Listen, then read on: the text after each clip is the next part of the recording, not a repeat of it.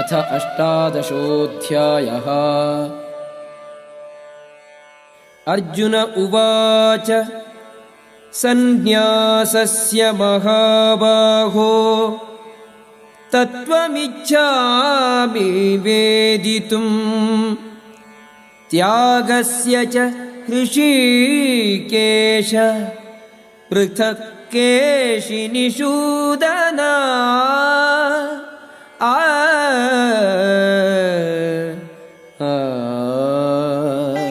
Arjuna said, O mighty armed one, I wish to understand the purpose of renunciation, Tyaga, and of the renounced order of life, Sannyasa, O killer of the Keshi demon, master of the senses. Shri Bhagavanuvacha Kamyanam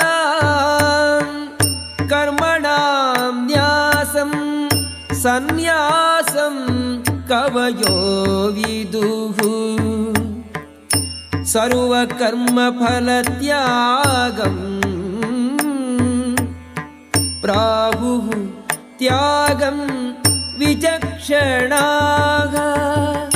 The Supreme Personality of Godhead said, the giving up of activities that are based on material desire is what great learned men call the renounced order of life, sannyasa. And giving up the results of all activities is what the wise call renunciation, tyaga. Tyajyam doshavarithyeke karma prahuho manishinaha yajnadana tapakarma natyajyam iti chapare.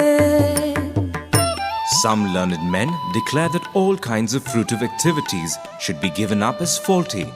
Yet other sages maintain that acts of sacrifice, charity and penance should never be abandoned. Nishchayam shrunu me tatra tyage bharata sattama tyago hi purusha vyaghra trividhaha samprakirtitaha. O best of the Bharatas, now hear my judgment about renunciation, O tiger among men. Renunciation is declared in the scriptures to be of three kinds. Yajnadana tapakarma natyajyam karyameva tat yajnodanam tapaschaiva pavanani manishinam. Acts of sacrifice, charity and penance are not to be given up. They must be performed. Indeed, sacrifice, charity and penance purify even the great souls. Yetanyapitu karmani sangam tyaktva phalani cha kartavyani iti me partha nishchitam matam uttamam. All these activities should be performed without attachment or any expectation of result. They should be performed as a matter of duty, O son of Pritha. That is my final opinion. Niyatasya tu sannyasaha karmano nopapadyate mohatasya parityagaha tamasaha parikirtitaha. Prescribed duties should never be renounced. If one gives up his prescribed duties because of illusion, such renunciation is said to be in the mode of ignorance. Dukkhamityeva yat karma kaya klesha bhayat tyajet sakritva राजसं त्यागं नैव त्यागफलं लभेत्. Anyone who gives up prescribed duties as troublesome or out of fear of bodily discomfort is said to have renounced in the mode of passion. Such action never leads to the elevation of renunciation. कार्यमित्येव यत्कर्म नियतं क्रियते अर्जुन. संगं त्यक्त्वा फलं चैव सत्यागः सात्विको मतः. O Arjuna, when one performs his prescribed duty only because it ought to be done and renounces all material association and all attachment to the fruit, his renunciation is said to be in the mode of goodness.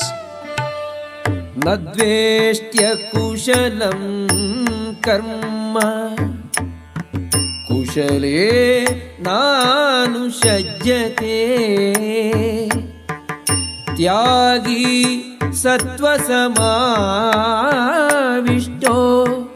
मेधावी छिन्न संशयः. The intelligent renouncer situated in the mode of goodness, neither hateful of inauspicious work nor attached to auspicious work, has no doubts about work.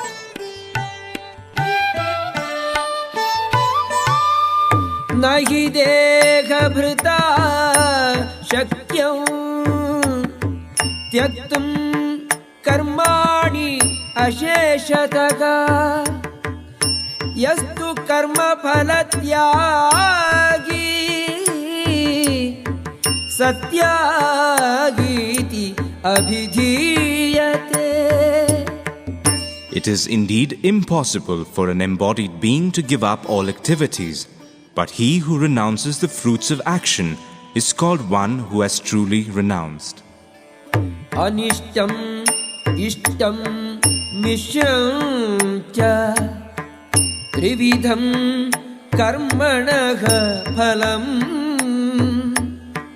भवत्यत्यागिनां प्रेत्य न तु सन्न्यासिनां क्वचित्. For one who is not renounced, the threefold fruits of action, desirable, undesirable, and mixed, accrue after death. But those who are in the renounced order of life have no such result to suffer or enjoy. पञ्चैतानि महाबाहो कारणानि निबोध मे. सांख्ये कृतान्ते प्रोक्तानि सिद्धये सर्वकर्मणाम्. O mighty armed Arjuna, according to the Vedanta, there are 5 causes for the accomplishment of all action. Now learn of these from me. अधिष्ठानं तथा कर्ता करणं च पृथग्विधम्. विविधाश्च पृथक् चेष्टा दैवं चैवात्र पञ्चमम्. The place of action, the body, the performer, the various senses, the many different kinds of endeavor, and ultimately the supersoul. These are the 5 factors of action. शरीर वाङ्मनोभिः यत्कर्म प्रारभते नरः. न्यायं वा विपरीतं वा पञ्चैते तस्य हेतवः. Whatever right or wrong action a man performs by body, mind, or speech is caused by these 5 factors. तत्रैवं सति कर्तारम् आत्मानं केवलं तु यः पश्यत्यकृतबुद्धित्वात् न स पश्यति दुर्मतिः. Therefore, one who thinks himself the only doer, not considering the five factors, is certainly not very intelligent and cannot see things as they are. यस्य नाहङ्कृतो भावो बुद्धिः यस्य न लिप्यते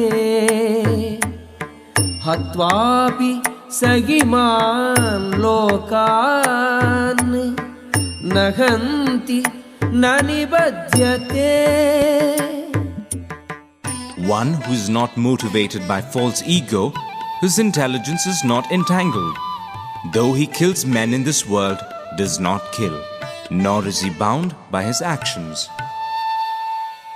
ज्ञानं ज्ञेयं परिज्ञाता त्रिविधा कर्म चोदना करणं कर्म कर्तेति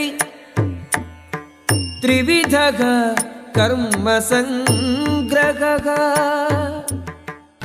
Knowledge, the object of knowledge, and the knower are the three factors that motivate action. The senses, the work, and the doer are the three constituents of action.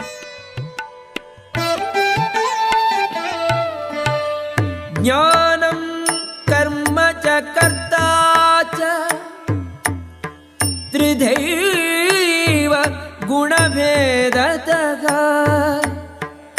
प्रोच्यते गुणसंख्याने यथावत् शृणु तान्यपि.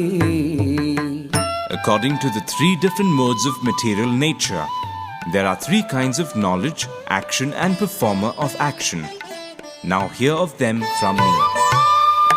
सर्वभूतेषु येनैकं भावम् अव्ययम् ईक्षते अविभक्तं विभक्तेषु तज्ज्ञानं विद्धि सात्विकम्. That knowledge by which one undivided spiritual nature is seen in all living entities, though they are divided into innumerable forms, you should understand to be in the mode of goodness.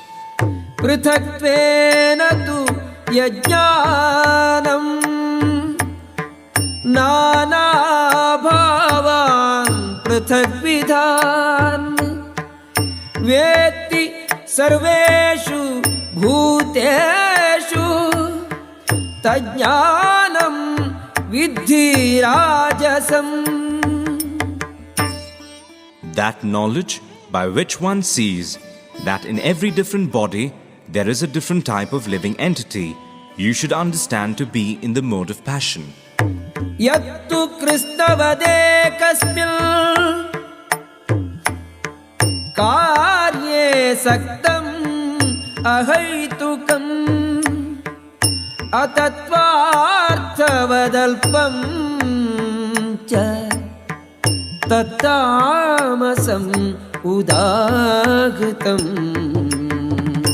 And that knowledge by which one is attached to one kind of work as the all in all, without knowledge of the truth, and which is very meager, is said to be in the mode of darkness. नियतं संगरहितम् अरागद्वेषतः कृतम् अफलप्रेप्सुना कर्म यत्तत् सात्विकम् उच्यते. That action which is regulated and which is performed without attachment, without love or hatred, and without desire for fruitive results is said to be in the mode of goodness. यत्तु कामेप्सुना कर्म साहंकारेण वा पुनः क्रियते बहुलायासं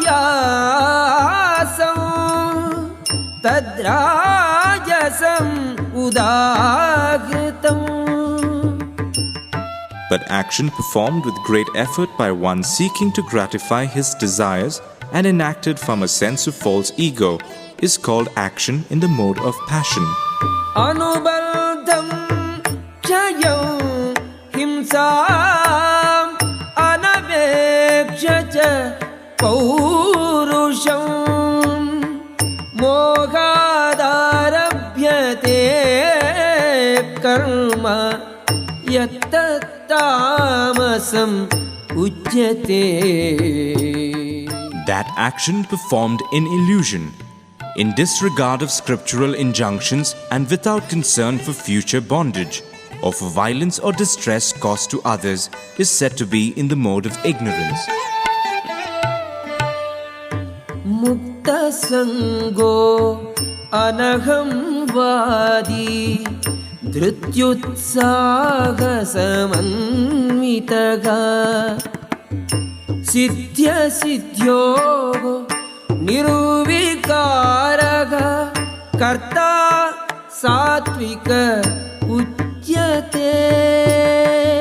One who performs his duty without association with the modes of material nature, without false ego, with great determination and enthusiasm, and without wavering in success or failure, is said to be a worker in the mode of goodness.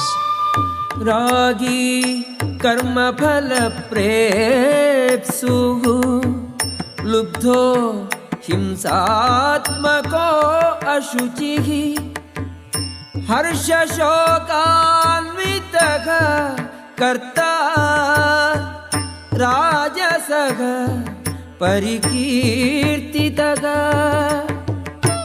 The worker who's attached to work and the fruits of work, desiring to enjoy those fruits, and who is greedy, always envious, impure, and moved by joy and sorrow, is said to be in the mode of passion. Ayuktaha prakritaha stabdhaha shatho anaishkritiko alasaka vishadi dirghasutri cha karta tamasa uchyate. The worker who's always engaged in work against the injunctions of the scripture, who is materialistic, obstinate, cheating and expert in insulting others, and who is lazy, always morose and procrastinating, is said to be a worker in the mode of ignorance.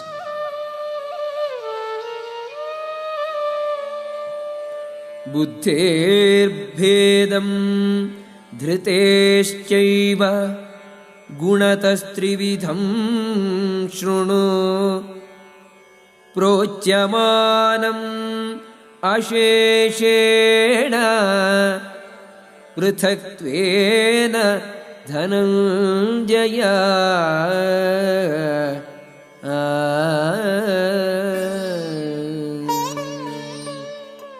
O winner of wealth, now please listen as I tell you in detail of the different kinds of understanding and determination according to the three modes of material nature.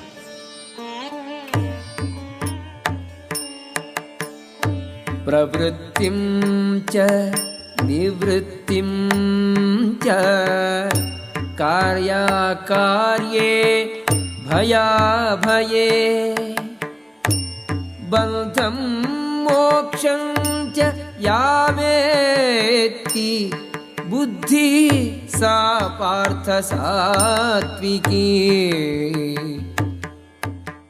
O son of Pritha, that understanding by which one knows what ought to be done and what ought not to be done, what is to be feared and what is not to be feared, what is binding and what is liberating, is in the mode of goodness. यया धर्मम् अधर्मं च कार्यं च अकार्यमेव च अयथावत् प्रजानाति बुद्धिः सा पार्थ राजसी. O son of Pritha, that understanding which cannot distinguish between religion and irreligion, between action that should be done and action that should not be done, is in the mode of passion. Adharmam dharmamitiya manyate tamasavrita sarvarthan viparitamscha buddhihi sa partha tamasi. That understanding which considers irreligion to be religion and religion to be irreligion under the spell of illusion and darkness and strives always in the wrong direction, O Partha, is in the mode of ignorance. Dhrityaya dharayate manah pranendriya kriyaha yogena vyabhijarinya dhritis sa partha satviki. O son of Pritha, that determination which is unbreakable, which is sustained with steadfastness by yoga practice, and which thus controls the activities of the mind, life and senses, is determination in the mode of goodness. Yayatu dharma kamarthan dhritya dharayate arjuna prasangena phalakankshi dhritissa partha rajasi.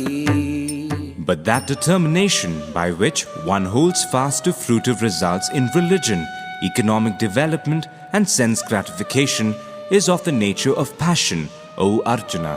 Yaya swapnam bhayam shokam vishadam madamevacha na vimulchati durmedha dhritissa partha tamasi. And that determination which cannot go beyond dreaming, fearfulness, lamentation, moroseness and illusion, such unintelligent determination, O son of Pritha, is in the mode of darkness. Sukham tvidanim trividham shrunu me bharatarshava abhyasat ramate yatra dukkhantam cha nigacchati.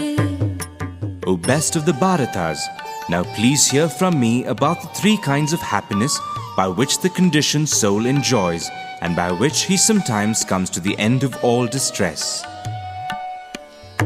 Yattadagre vishamiva pariname amrutopamam tatsukham satvikam proktam atma buddhi prasadajam. That which in the beginning may be just like poison, but at the end is just like nectar, and which awakens one to self-realization, is said to be happiness in the mode of goodness. Vishayendriya samyogat yattadagre amrutopamam pariname vishamiva tatsukham rajasam smritam. That happiness which is derived from contact of the senses with their objects and which appears like nectar at first but poison at the end is said to be of the nature of passion. Yadagre janubandhe cha sukham mohanam atmanaga nidralasya pramadotham tattamasamudagritam. And that happiness which is blind to self-realization, which is delusion from beginning to end, and which arises from sleep, laziness, and illusion, is said to be of the nature of ignorance. न तदस्ति पृथिव्यां वा दिवि देवेषु वा पुनः सत्वं प्रकृतिजैर्मुक्तं यदेभिः स्यात् त्रिभिर्गुणैः. There is no being existing either here or among the demigods in the higher planetary systems which is freed from these three modes born of material nature.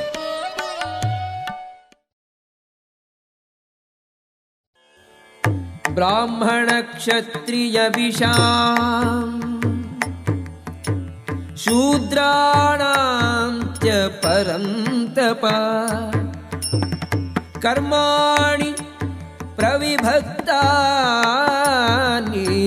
स्वभाव प्रभवैर्गुणैः. Brahmanas, Kshatriyas, Vaishyas, and Shudras are distinguished by the qualities born of their own natures in accordance with the material modes, O chastiser of the enemy. शमोदमः तपः शौचं क्षान्तिरार्जवमेव च ज्ञानं विज्ञानमास्तिक्यं ब्रह्मकर्म स्वभावजम्. Peacefulness, self-control, austerity, purity, tolerance, honesty, knowledge, wisdom and religiousness. These are the natural qualities by which the Brahmanas work. शौर्यं तेजो धृतिः दाक्ष्यं युद्धे चाप्यपलायनं दानम् ईश्वरभावश्च क्षात्रं कर्म स्वभावजम्. Heroism, power, determination, resourcefulness, courage in battle, generosity and leadership are the natural qualities of work for the Kshatriyas. कृषिः गोरक्ष्यवाणिज्यं वैश्यकर्म स्वभावजम् परिचर्यात्मकं कर्म शूद्रस्यापि स्वभावजम्. Farming, cow protection and business are the natural work for the Vaishyas, and for the Shudras there is labor and service to others. स्वे स्वे कर्मणि अभिरतः संसिद्धिं लभते नरः स्वकर्म निरतः सिद्धिं यथा विन्दति तच्छृणु. By following his qualities of work, every man can become perfect. Now please hear from me how this can be done. यतः प्रवृत्तिः भूतानां येन सर्वमिदं ततं स्वकर्मणा तमभ्यर्च्य सिद्धिं विन्दति मानवः. By worship of the Lord, who is the source of all beings and who is all-pervading, a man can attain perfection through performing his own work. श्रेयान् स्वधर्मो विगुणः परधर्मात् स्वनुष्ठितात् स्वभावनियतं कर्म कुर्वन्नाप्नोति किल्बिषम्. It is better to engage in one's own occupation, even though one may perform it imperfectly, than to accept another's occupation and perform it perfectly. Duties prescribed according to one's nature are never affected by sinful reactions. सहजं कर्म कौन्तेय सदोषमपि न त्यजेत् सर्वारम्भा हि दोषेण धूमेनाग्निरिवावृताः. Every endeavor is covered by some fault, just as fire is covered by smoke. Therefore, one should not give up the work born of his nature, O son of Kunti, even if such work is full of fault. असक्ता बुद्धिः सर्वत्र जितात्मा विगतस्पृहः नैष्कर्म्य सिद्धिं परमां संन्यासेनाधिगच्छति. One who is self-controlled and unattached and who disregards all material enjoyments can obtain, by practice of renunciation, the highest perfect stage of freedom from reaction. सिद्धिं प्राप्तो यथा ब्रह्म तथाप्नोति निबोध मे. समासेनैव कौन्तेय निष्ठा ज्ञानस्य या परा. O son of Kunti, learn from me how one who has achieved this perfection can attain to the supreme perfectional stage, Brahman, the stage of highest knowledge, by acting in the way I shall now summarize. बुद्ध्या विशुद्धया युक्तो धृत्यात्मानं नियम्य च शब्दादीन् विषयान् त्यक्त्वा रागद्वेषौ व्युदस्य च. विविक्तसेवी लघ्वाशी यतवाक्कायमानसः ध्यानयोगपरो नित्यं वैराग्यं समुपाश्रितः. अहङ्कारं बलं दर्पं कामं क्रोधं परिग्रहं विमुच्य निर्ममः शान्तो ब्रह्मभूयाय कल्पते.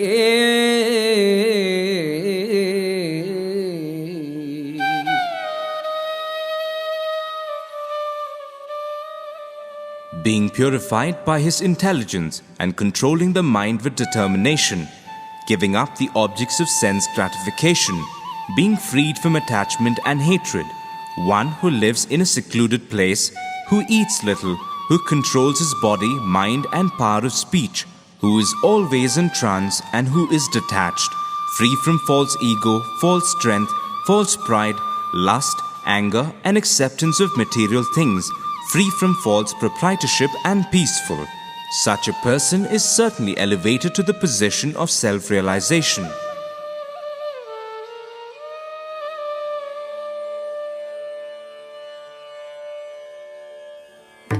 ब्रह्मभूतः प्रसन्नात्मा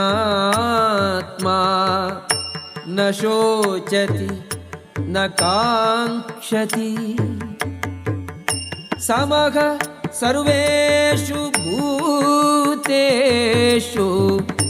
मद्भक्तिं लभते पराम्. One who is thus transcendently situated at once realizes the Supreme Brahman and becomes fully joyful. He never laments or desires to have anything.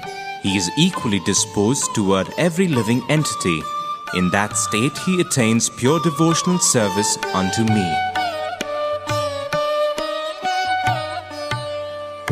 भक्त्या माम् अभिजानाति यावान्यश्चास्मि तत्त्वतः ततो मां तत्त्वतो ज्ञात्वा विशते तदनन्तरम्. One can understand me as I am, as the Supreme Personality of Godhead, only by devotional service. And when one is in full consciousness of me by such devotion, he can enter into the kingdom of God. सर्वकर्माण्यपि सदा कुर्वाणो मद्व्यपाश्रयः मत्प्रसादात् अवाप्नोति शाश्वतं पदमव्ययम्. Though engaged in all kinds of activities, my pure devotee, under my protection, reaches the eternal and imperishable abode by my grace. चेतसा सर्वकर्माणि मयि सन्न्यस्य मत्परः बुद्धियोगम् उपाश्रित्य मच्चित्तः सततं भव. In all activities, just depend upon me and work always under my protection. In such devotional service, be fully conscious of me. मच्चित्तः सर्वदुर्गाणि मत्प्रसादात् तरिष्यसि. अथ चेत्त्वम् अहङ्कारात् न श्रोष्यसि विनक्ष्यसि. If you become conscious of me, you will pass over all the obstacles of conditioned life by my grace. If, however, you do not work in such consciousness but act through false ego, not hearing me, you will be lost. यदहङ्कारम् आश्रित्य न योत्स्ये इति मन्यसे मिथ्यैष व्यवसायस्ते प्रकृतिस्त्वां नियोक्ष्यति. If you do not act according to my direction and do not fight, then you will be falsely directed. By your nature, you will have to be engaged in warfare. स्वभावजेन Kaunteya निबद्धः स्वेन कर्मणा कर्तुं नेच्छसि यन्मोहात् करिष्यसि अवशोऽपि तत्. Under illusion, you are now declining to act according to my direction. But compelled by the work born of your own nature, you will act all the same, O son of Kunti. ईश्वरः सर्वभूतानां हृद्देशे अर्जुन तिष्ठति. भ्रामयन् सर्वभूतानि यन्त्रारूढानि मायया. The Supreme Lord is situated in everyone's heart, O Arjuna, and is directing the wanderings of all living entities, who is seated as on a machine made of the material energy. तमेव शरणं गच्छ सर्वभावेन भारत. तत्प्रसादात् परां शान्तिं स्थानं प्राप्स्यसि शाश्वतम्. O scion of Bharata, surrender unto him utterly. By his grace you will attain transcendental peace and the supreme and eternal abode. इति ते ज्ञानम् आख्यातम् गुह्यात् गुह्यतरं मया विमृश्यैतत् अशेषेण यथेच्छसि तथा कुरु. Thus I have explained to you knowledge still more confidential. Deliberate on this fully, and then do what you wish to do. सर्वगुह्यतमं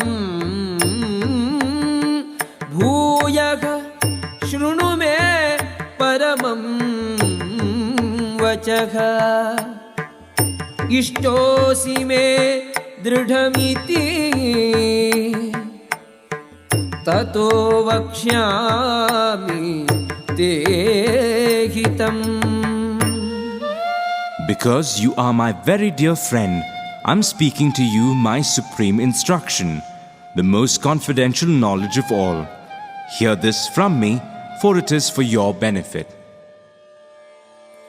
मन्मना भव मद्भक्तो मद्याजी मां नमस्कुरु. मामे वैष्यसि सत्यं ते प्रतिजाने प्रियोऽसि मे.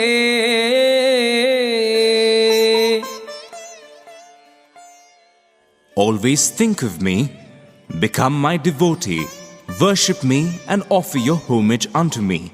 Thus you will come to me without fail. I promise you this because you are my very dear friend. सर्वधर्मान् परित्यज्य मामेकं शरणं व्रज. अहं त्वा सर्वपापेभ्यो मोक्षयिष्यामि मा शुचः. Abandon all varieties of religion and just surrender unto me. I shall deliver you from all sinful reactions. Do not fear.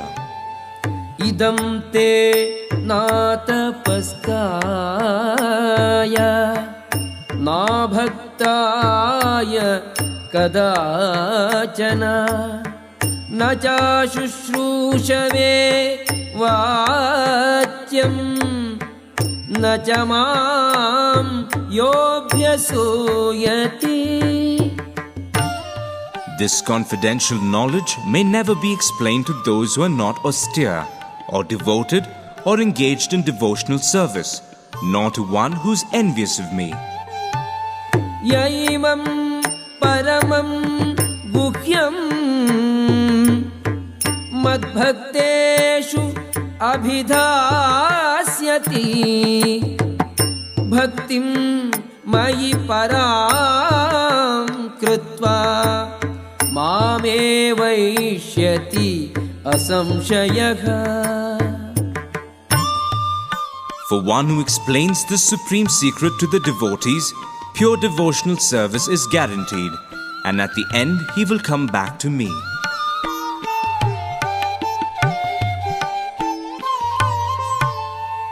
न च तस्मात् मनुष्येषु कश्चिन्मे प्रियकृत्तमः भविता न च मे तस्मात् अन्यः प्रियतरो भुवि. There is no servant in this world more dear to me than he, nor will there ever be one more dear. अध्येष्यते च य इमं धर्म्यं संवादम् आवयोः ज्ञानयज्ञेन तेनाहम् इष्टः स्यामीति मे मतिः. And I declare that he who studies this sacred conversation of ours worships me by his intelligence. श्रद्धावान् अनसूयश्च शृणुयादपि यो नरः सोऽपि मुक्तः शुभान् लोकान् प्राप्नुयात् पुण्यकर्मणाम्. And one who listens with faith and without envy becomes free from sinful reactions and attains to the auspicious planets where the pious dwell. कच्चिदेतत् श्रुतं पार्थ त्वयैकाग्रेण चेतसा कच्चिदज्ञानसमोहः प्रनष्टः ते Dhananjaya. O son of Pritha, O conqueror of wealth, have you heard this with an attentive mind? And are your ignorance and illusions now dispelled? Arjuna उवाच नष्टो मोहः स्मृतिर्लब्धा त्वत्प्रसादात् मयाच्युत स्थितोऽस्मि गतसन्देहः करिष्ये वचनं तव.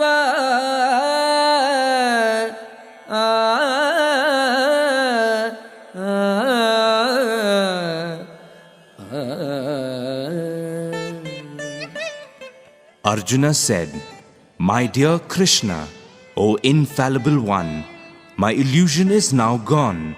I have regained my memory by your mercy. I am now firm and free from doubt and am prepared to act according to your instructions." Sanjaya uvacha ityaham vasudevasya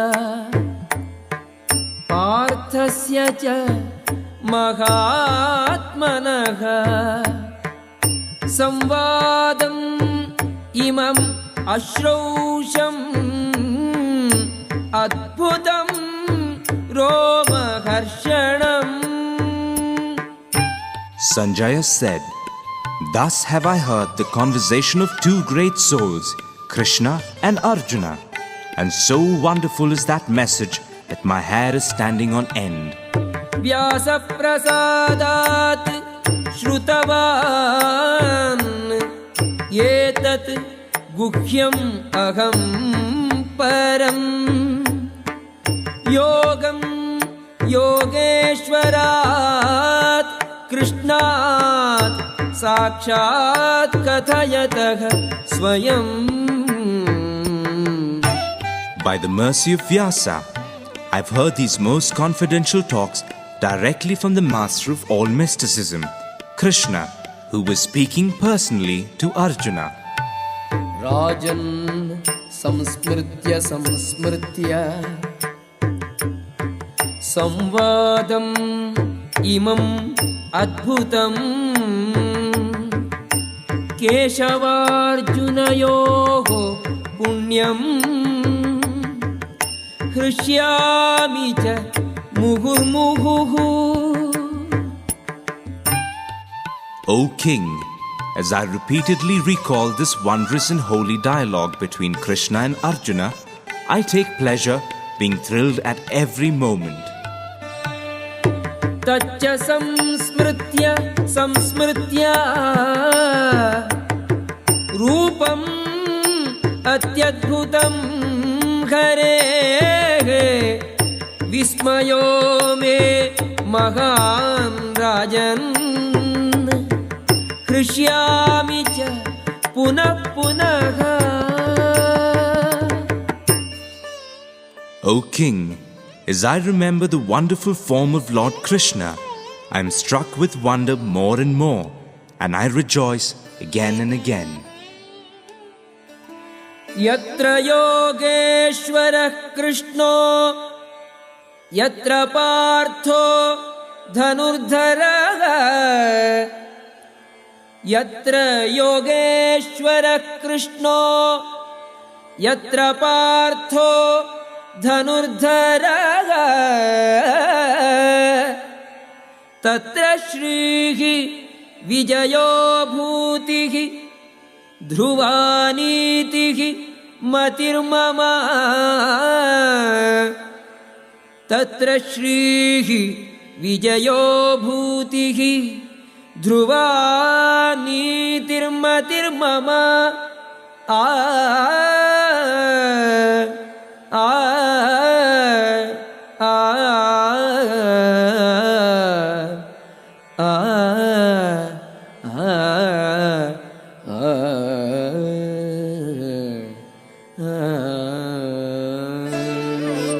Wherever there is Krishna, the master of all mystics, and wherever there is Arjuna, the supreme archer, there will also certainly be opulence, victory, extraordinary power and morality. That is my opinion.